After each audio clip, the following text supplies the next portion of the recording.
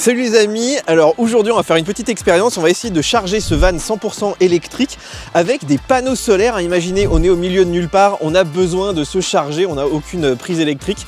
Et ben écoutez, on va tenter l'expérience aujourd'hui, je sais pas si ça va marcher. Les amis, c'est parti. Alors pour ça on va utiliser donc des panneaux de Jackery. C'est des panneaux de 200 watts, vous voyez, qui sont quand même relativement légers.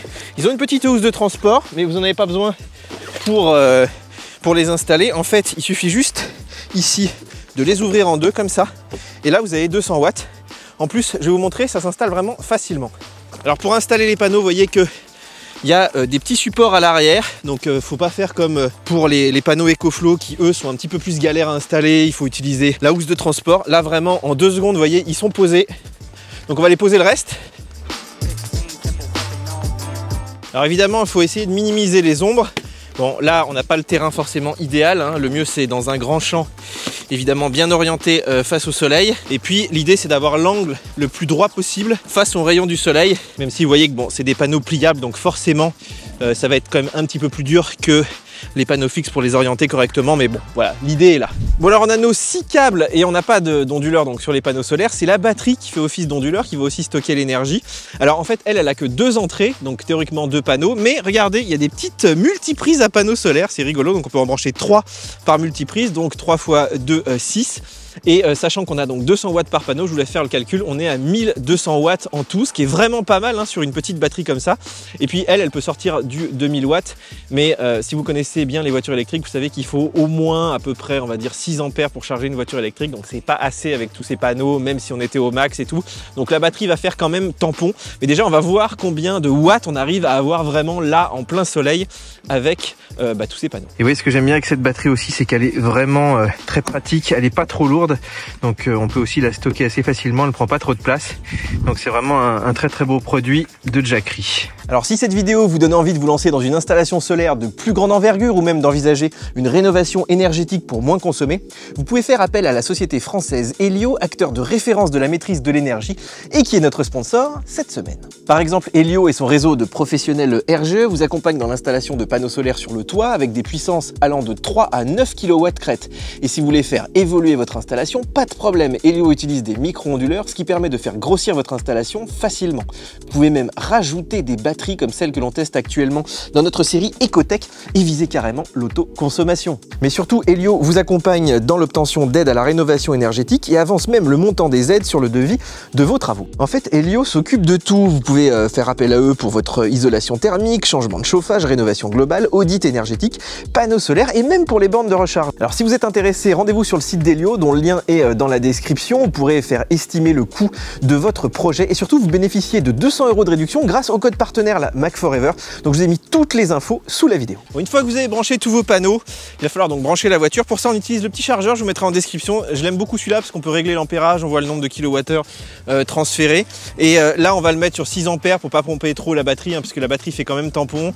Donc là on va la brancher sur la batterie. N'oubliez pas de mettre l'onduleur en route pour pouvoir avoir du 230 volts. Et puis bien sûr on va aller brancher notre ID Buzz qui, regardez, va aller se charger. Alors on va utiliser une grosse batterie, c'est la Jackery Explorer 2000 Pro, hein. Je crois que c'est le plus gros modèle qu'ils ont puisqu'elle fait 2 kWh. Elle se transporte très très bien avec sa petite poignée, donc pas trop de soucis. Et puis surtout, elle a plusieurs entrées. Vous voyez, donc elle a des entrées pour les panneaux solaires jusqu'à 1200 watts. On peut la charger aussi sur le 220 en 2h30 à peu près. On peut la charger, alors là c'est beaucoup plus long, avec la prise allume-cigare et surtout elle vous sort donc des prises avec des hautes puissances. Là on est sur 2000 watts crête avec les prises électriques, donc c'est vraiment pas mal. On a aussi, regardez, une petite lampe torche. On a des prises USB-C très rapide.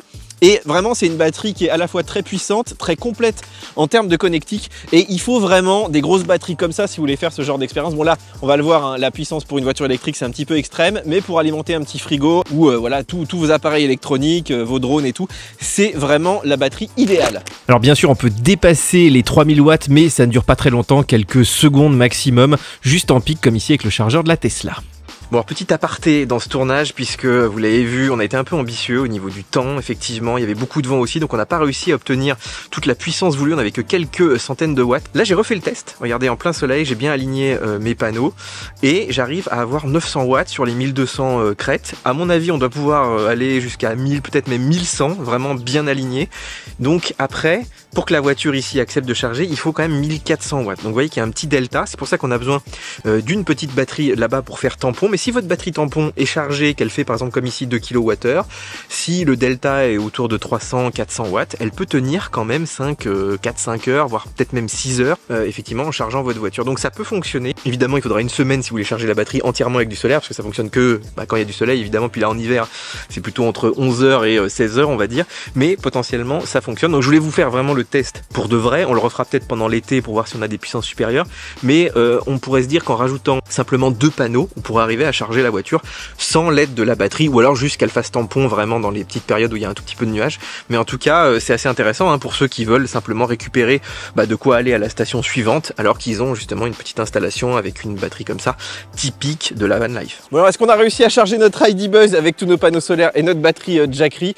Alors la réponse est plus ou moins, on a réussi à mettre 1%, c'est pas beaucoup pendant ce petit tournage, mais si on passait la semaine ici, vraiment qu'on installait les panneaux au lever du jour, voilà, on arriverait au bout d'une semaine à charger la voiture, donc c'est pas vraiment très probant. Mais si vous êtes au milieu du désert, que vous êtes vraiment en panne, ça peut être quand même une solution de secours, d'autant que ça prend pas tant de place que ça dans le coffre.